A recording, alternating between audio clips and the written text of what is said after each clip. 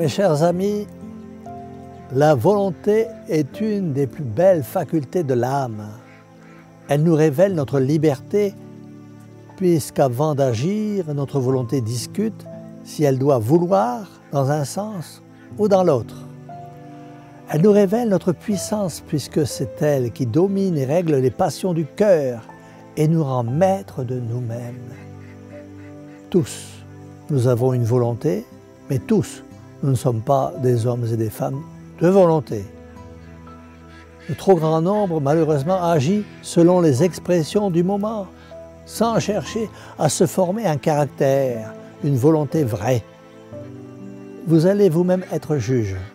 Réfléchissez, répondez. Est-ce un homme de volonté?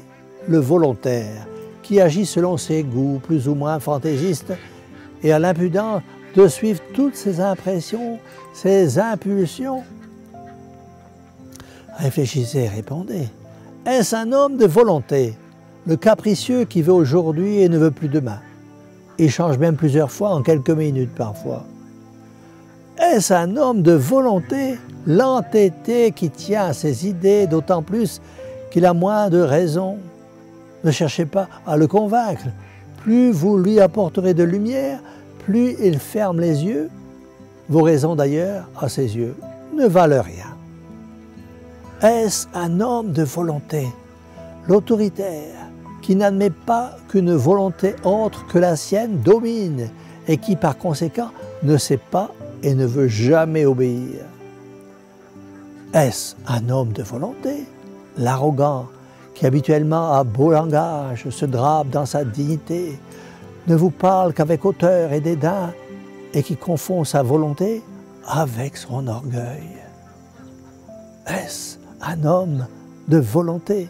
L'irrésolu, que tous les vents font tourner comme la girouette, qui perd son temps à chercher un parti, qui gaspille sa vie à découvrir sa voie. Et le timide, qui se fait peur de tout. Et le découragé, qui abdique après le moindre échec. Et le faible, qui voudrait faire le bien, qui voudrait éviter le mal, mais qui n'a jamais su dire « je veux ». Ah, tous ces gens ont une volonté, mais ils ne sont pas des hommes de volonté. L'homme de volonté est celui qui, après avoir mûrement réfléchi, après avoir demandé conseil, après avoir consulté sa conscience, prend une décision ferme et poursuit énergiquement son but, en dépit de toutes les contradictions, des persécutions, de toutes les difficultés qu'il rencontre.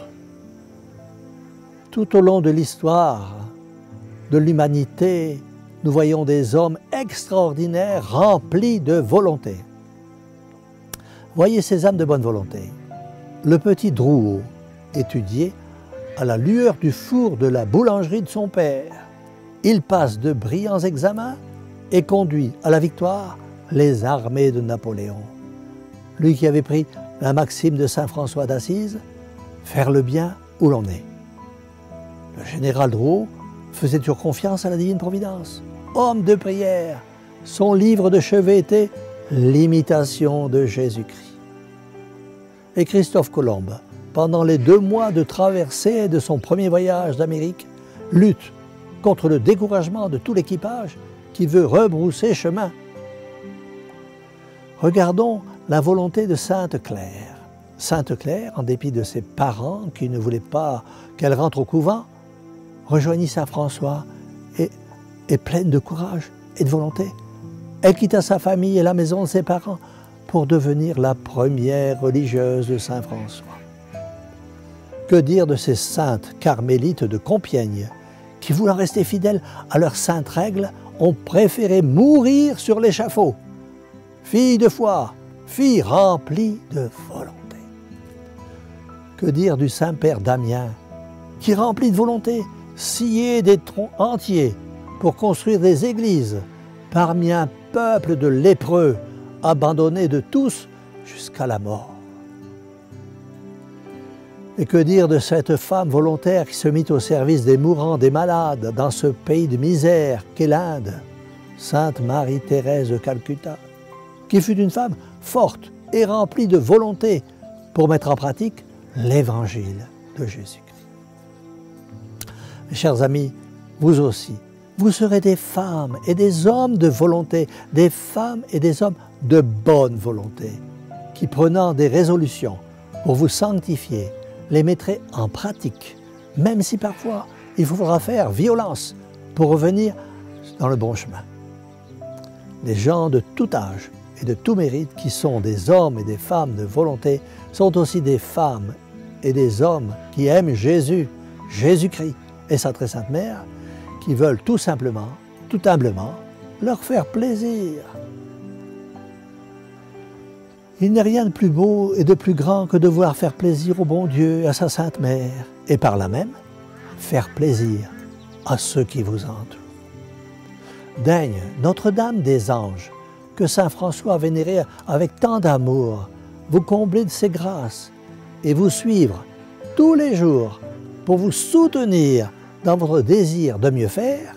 Et n'oubliez pas le chant des anges, le jour de la Nativité, dans un ciel étoilé, au-dessus de la crèche, ont glorifié l'enfant Dieu, mais aussi les âmes de bonne volonté. Paix sur terre aux âmes de bonne volonté, ont-ils chanté, afin que vous soyez tous, et les uns et les autres, des hommes et des femmes de bonne volonté, disons tous ensemble, cœur douloureux et immaculé de Marie, sauvez-nous.